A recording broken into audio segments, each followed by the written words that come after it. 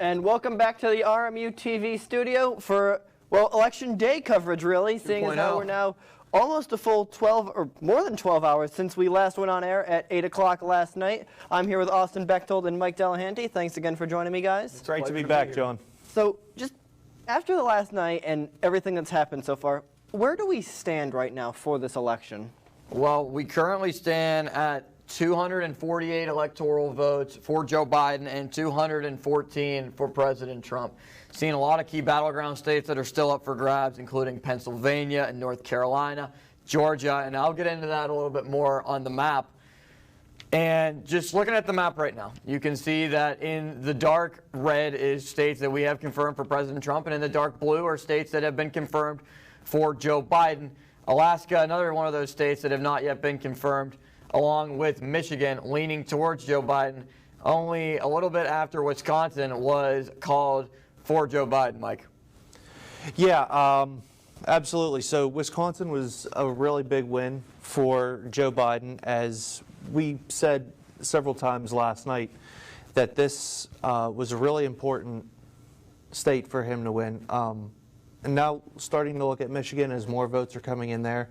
That's our next one to really keep an eye on. Yeah, and CNN did call Michigan. Obviously, we're waiting to see if more sources confirm that. But we have, you know, Michigan being confirmed by at least one source. How big is this? This is huge, John, because for President Trump, the path to being able to get to 270 really banked on if he was able to get one of Michigan and Wisconsin, 16 votes that come out of Michigan and the 10 votes that come out of Wisconsin. And right now, Joe Biden, by a lot of reports, has taken those 26 votes and he's getting a lot closer to that 270 mark that he needs to get to become the next president. And I had said this last night, that Michigan was probably going to go to Joe Biden. He really needed to flip this state, as Trump had won it in 2016, excuse me. And so now that Joe Biden has the possibility to win this state is huge. Yeah, and one thing actually that happened with both, you know, the state we're in right now, Pennsylvania and Michigan, is Donald Trump actually is suing those two states to stop voting. What are your thoughts on this? Yeah, this has been such an odd election. It has, yes. For multiple different reasons. But one key reason being because of mail-in ballots and when states are counting ballots, Pennsylvania allowing up to 3 days ballots that have been postmarked for November 3rd to be counted. Not really sure how many of those votes are going to end up coming in to be officially counted, but still yet to be seen. And the margin in both Michigan and Wisconsin is so thin, which is why I'm not very surprised. We've also seen President Trump call for a recount in Wisconsin, where the margin is about 0.7 of a percentage point. So I'm not surprised. There's going to be a lot of lawyers involved. Yes, there are. In the rest of just the whole, I guess you would say, post-campaign trail, as you will, because obviously all the votes are basically in now. So it's going to be a wild ride. And, John, I don't think that we're going to be able to settle this for probably another day, maybe two. And then, Mike, do you think that you see this lawsuit going anywhere? As of now, I don't. I don't see this lasting more than maybe 1 or 2 weeks that we hear about this throughout different news sources. But I feel like if Joe Biden gets enough of a lead, then I think it's going to be dropped. If Trump gets enough of a lead, it's going to be dropped. I don't feel like we're going to hear about this for longer than 2 weeks. And then also, Donald Trump called for a recount in the state of Wisconsin. Obviously, that was a very close state for Biden to win. What are your guys' thoughts on that?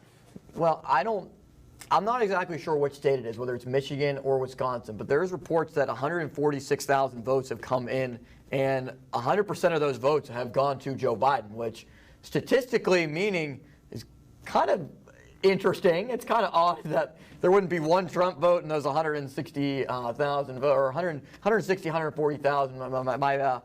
My facts are a little skewed there. I don't exactly remember. It's a lot of votes. But it's a lot of votes to go to just one candidate with no other votes going in for President Trump. But like you said, it's razor thin, and the margin is, I understand why the president is definitely getting his team involved and looking into the cases. Yeah, I do definitely agree that I think, there's going to be, not only Wisconsin are going to be, I think there's going to be a lot of states recounted.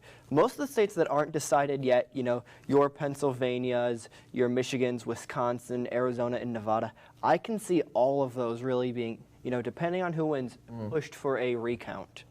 Yeah, and you've seen with Arizona. Arizona is a key state that we'll talk about at the map as well, but it's been called by a lot of different sources. It's also been pulled back by ABC News that is unconfirmed at the moment, but that's one key state that the Trump organization thinks that even though they're trailing right now with about 84% of the vote in, that they can still win in Arizona.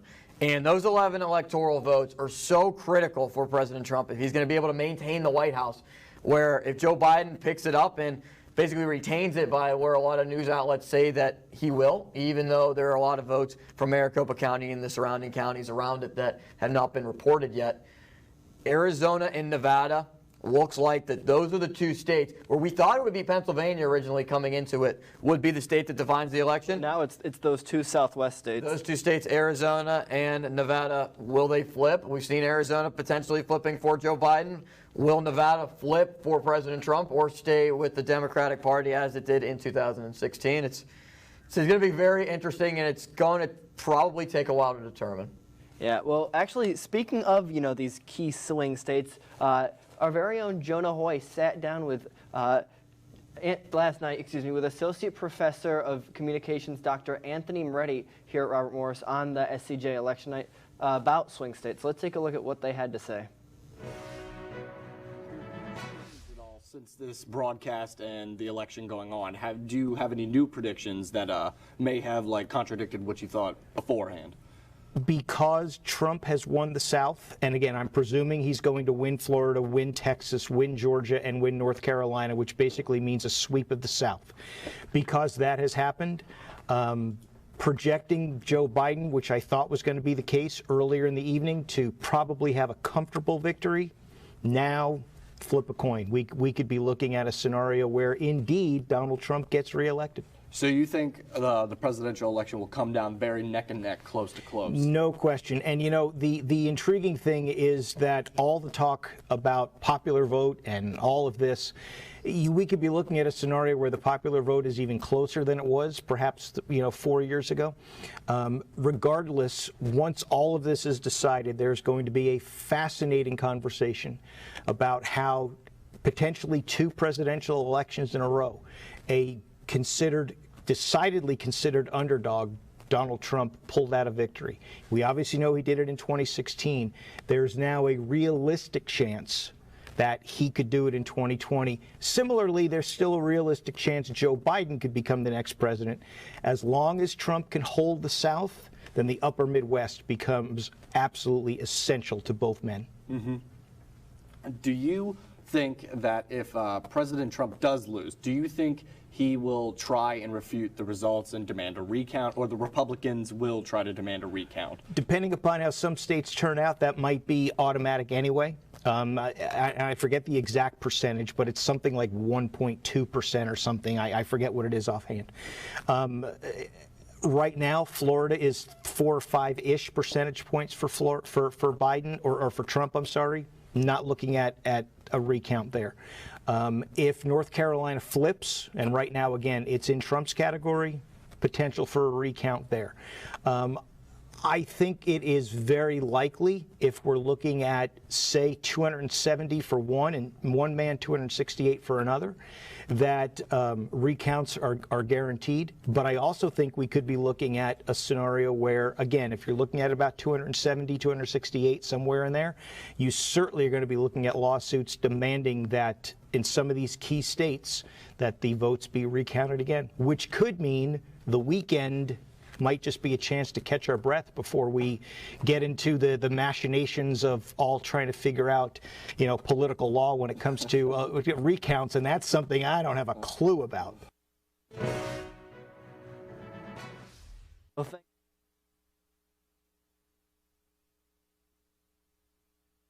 changes from last night. So what are some of your big swing state surprises and changes? I'm kind of surprised about Wisconsin and Michigan. We've already touched on them so much tonight. I'm just surprised with how they're shaping out. They're really in favor of Joe Biden, where last night, as Dr. Moretti was mentioning, it looked like a lot of states were swinging in the favor of President Trump. A lot of the voting that was coming in early on, which was basically, I guess you'd say, the day of the election votes, basically, with a lot of mail-in votes being counted later on in the night. President was up by a pretty significant margin in both Wisconsin and in Michigan, and with the more mail-in ballots coming in, you started to see the deterioration of that lead, which was kind of expected with a lot of mail-in ballots being from Democrats.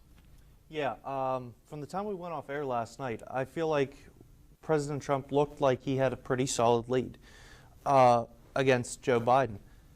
But I feel like now, waking up this morning, seeing what happened overnight with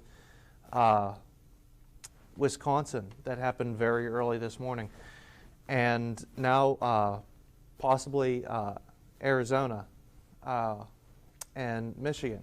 These are really big states that are important for Joe Biden. And John, when I was just watching some coverage of the president at his campaign headquarters around 1 o'clock yesterday, just before a lot of polls were starting to wrap up and he started to really ramp up his day, to me, he seemed kind of nervous. You could just tell in his demeanor that he didn't have the spirit that he usually has in him. And you're starting to see with some of these results that are coming in kind of why. Yeah, well, thank you, Austin and Mike. And coming up after the break, Austin will be actually in our Map Center looking at how both Biden and Trump can lead their way to victory. Stay tuned here on RMU-TV. Can't 5-5. All right. When you adopt a shelter pet, you discover all the things that make them unique. And your mother and... I am totally a hot person. Right, guys? Thanks for being honest. They're a little bit of a lot of things, but they're all pure love. Adopt pure love at theshelterpetproject.org. Multiple studies have shown that marijuana can slow both driver reaction and response time, which can be really dangerous. He's here. He's here. Wait. What? I can't drive. Why? My. Oh.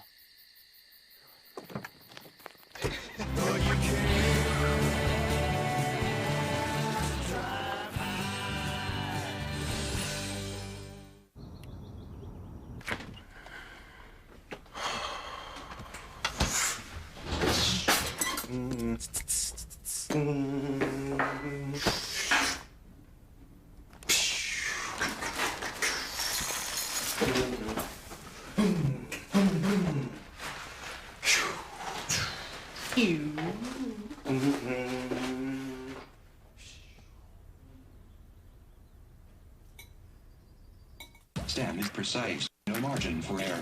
Dare to forget that. Dare to have fun with it. Get weird with it. Dare to send those old STEM theories flying past the neighbor's house into outer space. Dare to program something internet-breaking, record-breaking. Dare to blow their minds. Dare to learn the difference between sedimentary and metamorphic rock. Go find those rocks. Dare to keep daring. Dare to STEM. Check out She Can STEM to get started.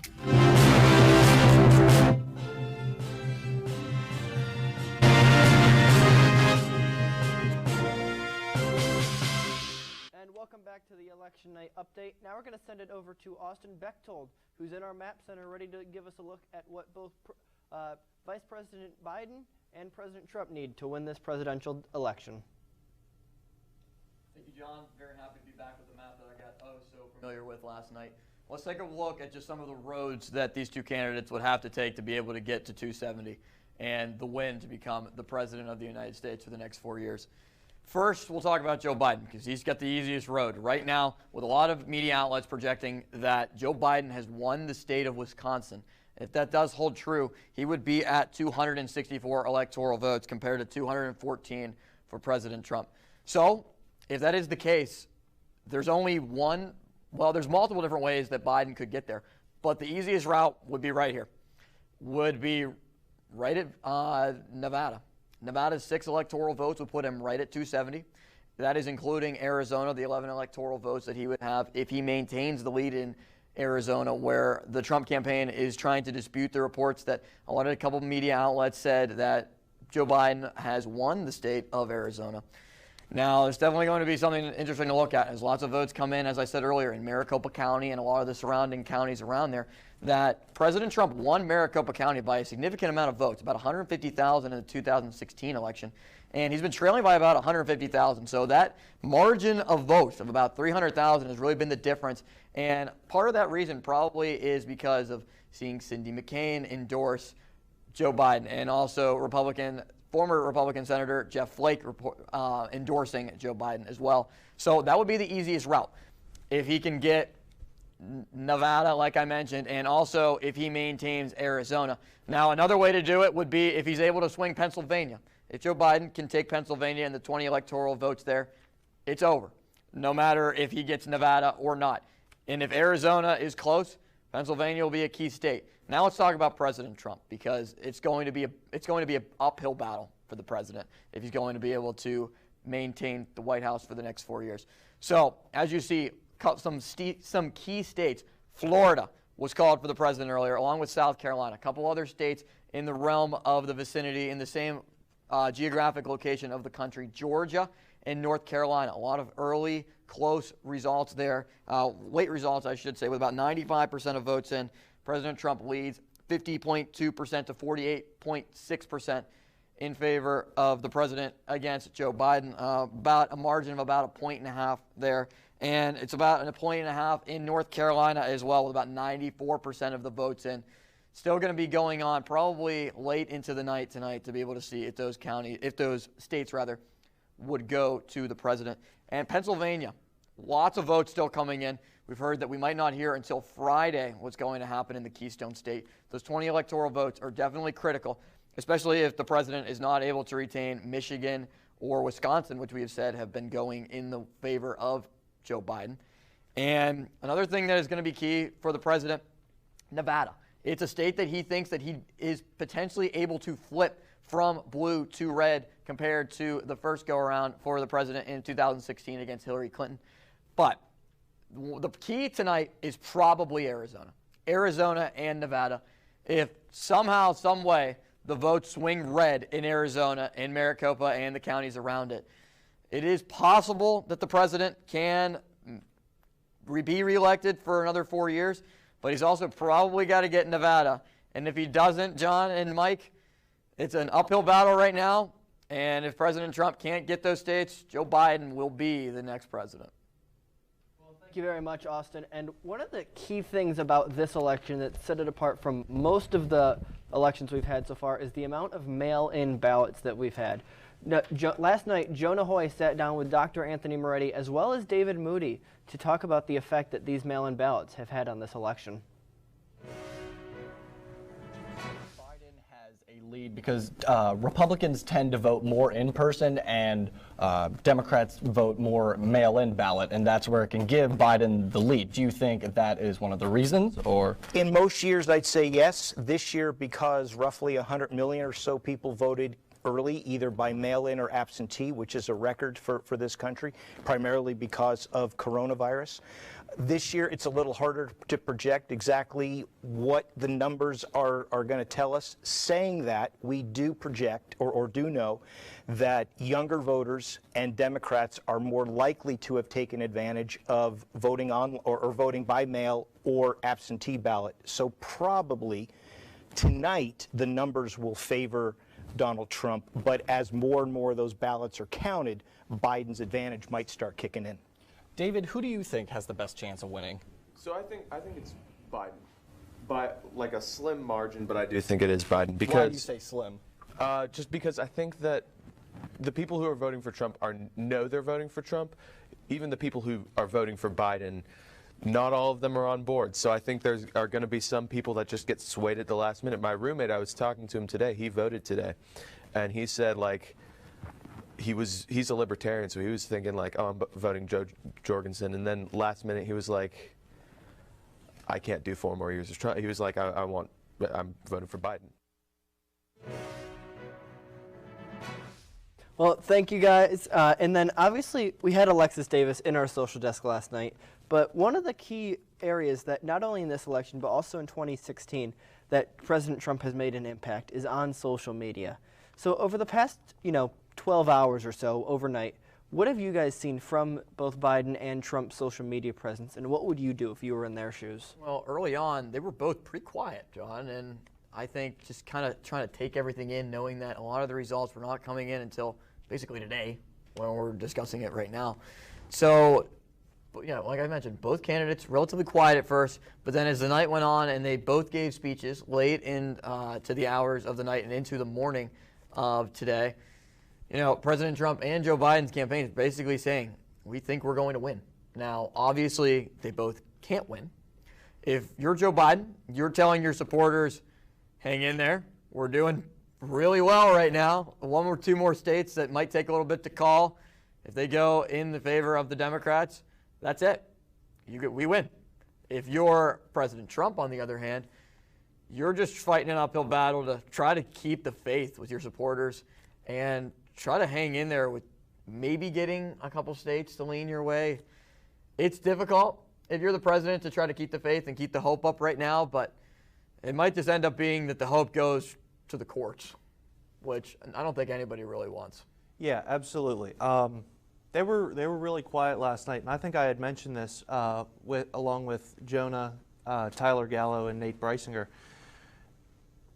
You can't stir up trouble throughout social media, no matter how much you want to say, hey, get out and vote, or hey, we're going to be winning, or we're leading in this state, we're leading in that state.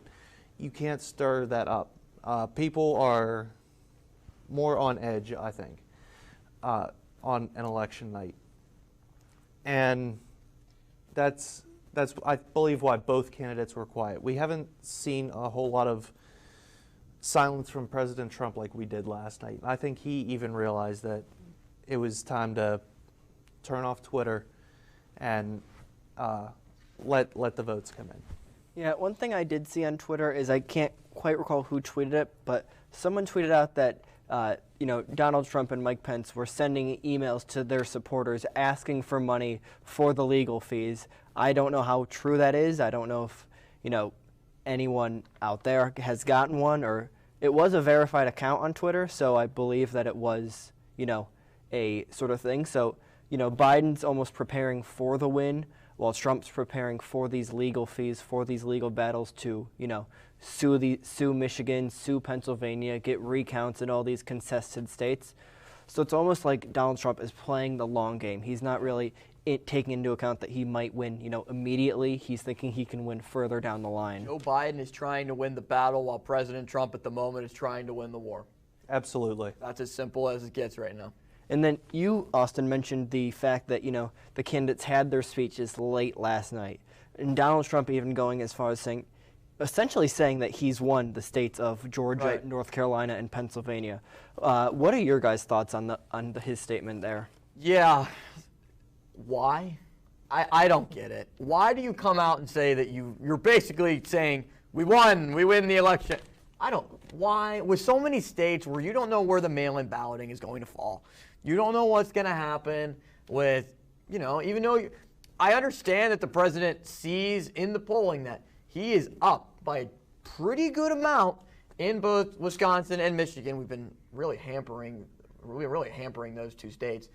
But basically, I think that he just got a little overconfident, thinking that he's going to have the same amount of support that he did in 2016, and at the moment, that's just not the case. And then, Mike, anything? Yeah, so I want to make a bold statement here and say that it was pretty embarrassing that Trump said this. To come out very early in the morning, I think it was around 2:30, he came out and basically said, we won.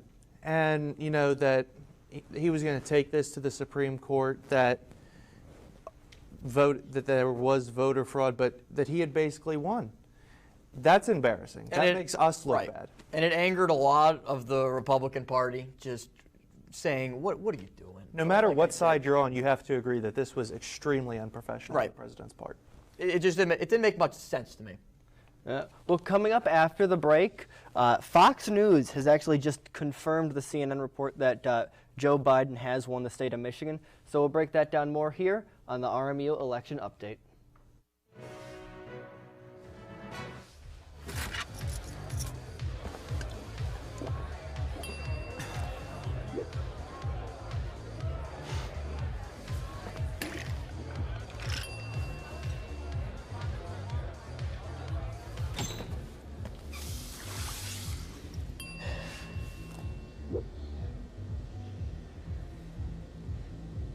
If you need to do something to feel okay to drive, you're not okay to drive.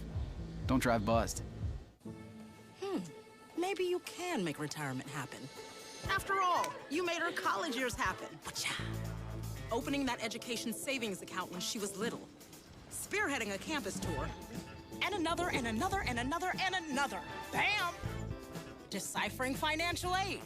She was like, what? And now she's like, you aced planning for college.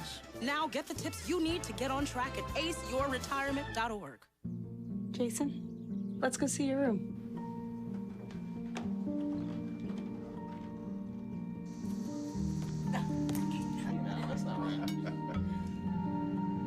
How was it? Is it good?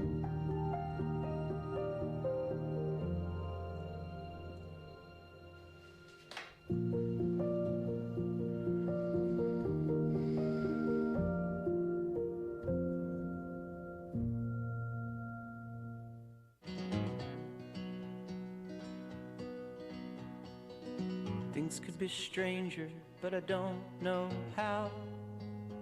I'm going through changes now. Could spend a lifetime trying to figure it out. I'm going through changes, through all of the strangeness. I'm going through changes now.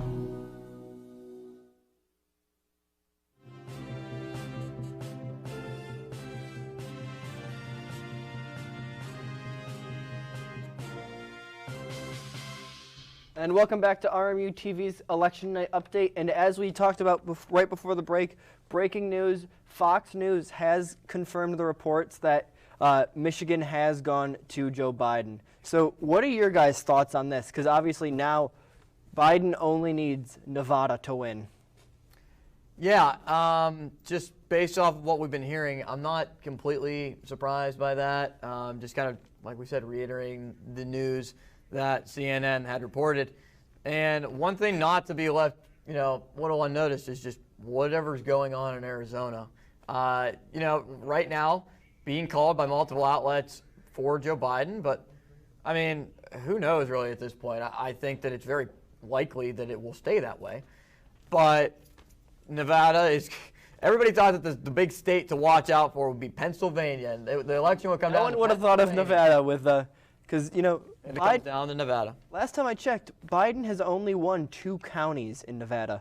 It's Clark County where Las Vegas is, and then the county where Reno is. I'm forgetting the name off the top of my head, but Washoe, I believe. Washoe, yes. So those are really the only 2 counties where Biden is leading in Nevada. So it's kind of interesting how those 2 small pockets of the population can account for the entire state. Yeah, and we see Michigan here and just those thin margin that Joe Biden has in terms of a lead of just about a point, a little bit less than a percentage point for those 16 electoral votes that are oh so critical. And, he started to pick up a lot of rural counties and a lot of rural areas, and that's really part of the reason why he's just done a really good job of being able to build this lead.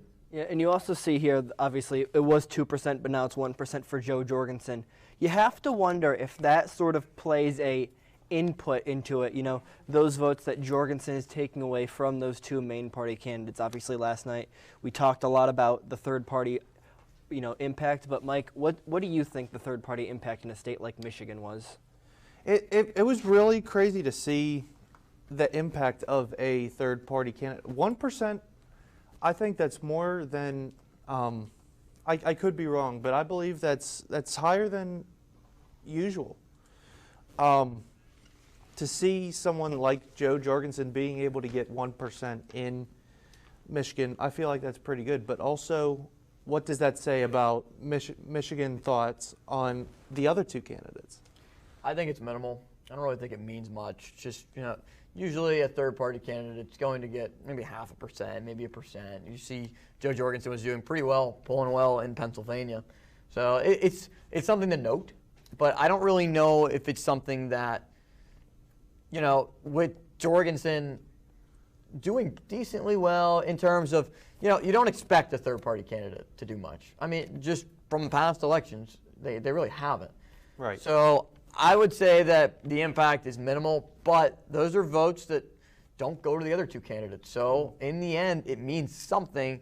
Just to the effect of how much it means is not always completely known. It's odd to see such a large number, though, I believe. Yeah. Of those votes going to Joe Jorgensen. Yeah, and then Pennsylvania is getting closer and closer together. I believe it's around 308,000 votes apart now. What are you guys' thoughts, obviously, with more mail-in ballots coming in? Do you think Pennsylvania will flip to blue, or do you think it'll stay red as it's being? Well, it also depends on the percentages of how many votes are in. If the mail-in ballots continue to go in the favor of Joe Biden, like it's been suggested that it will be, then I would probably not be surprised if Joe Biden would win Pennsylvania just by seeing how he's won Michigan and how he's won Wisconsin and the momentum that he's carried in a lot of these states.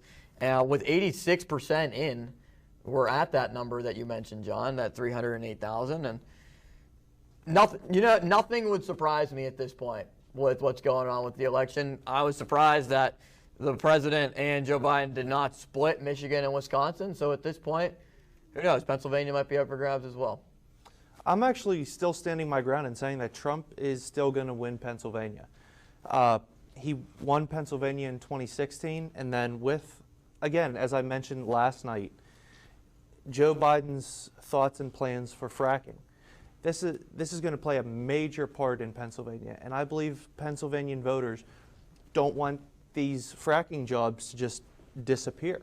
Right. So they're definitely still going to stick with Trump for 2020. I agree with that, and I think that originally my projection was that Trump was going to be able to maintain Pennsylvania. But usually whenever you go off of what other neighboring states are doing, and Wisconsin and Michigan are not completely neighboring, Ohio is, and like Indiana is, Indiana usually always goes red, but Pennsylvania and Ohio, usually if they both go red, then a Republican will win the White House. Now, we've seen Ohio. If Joe Biden is able to win the White House, this will be the first time since 1960 that Ohio would vote for the president, for the losing candidate who doesn't end up in the White House. That was Richard Nixon versus Kennedy. So that's pretty surprising there, with JFK all the way back in 1960, John. If Ohio gets it wrong, it hasn't happened in a very long time, but 2020 is the year of unpredictability, so that might be part of it. Yeah, and then the last thing I want to discuss tonight is, Nevada closing their polls or finishing up closing either today or tomorrow. But when do you guys think, whether it be with the lawsuits or this recount, this election is finally over? I feel like tomorrow. I feel like we're going to have a solid amount tomorrow with Joe Biden being as close as he is with 264 electoral votes. He's going to be able to, we're either going to see his victory tomorrow or Trump is going to get a few more states overnight and over the course of tomorrow where he is going to be able to get closer to Joe Biden and possibly pull out that 270 votes. If Biden wins Pennsylvania, it's over. There will not be any lawsuits. There will not be any lawyers involved. Probably not, because those 20 electoral votes would put Biden in a margin to the point where it's not even going to be worth it for President Trump to even act on it. And it's going to come down to Pennsylvania in terms of if there's going to be legal battles, but it's a battle right now. Well, thank you, Mike, and thank you, Austin. And as Nick Hedrick said last night, obviously, we're all Americans. No matter who wins, we should all, just start, love each other, treat each other brother like brother. But for this episode of RMU-TV Election Night, I'm John Hanna, and have a great day.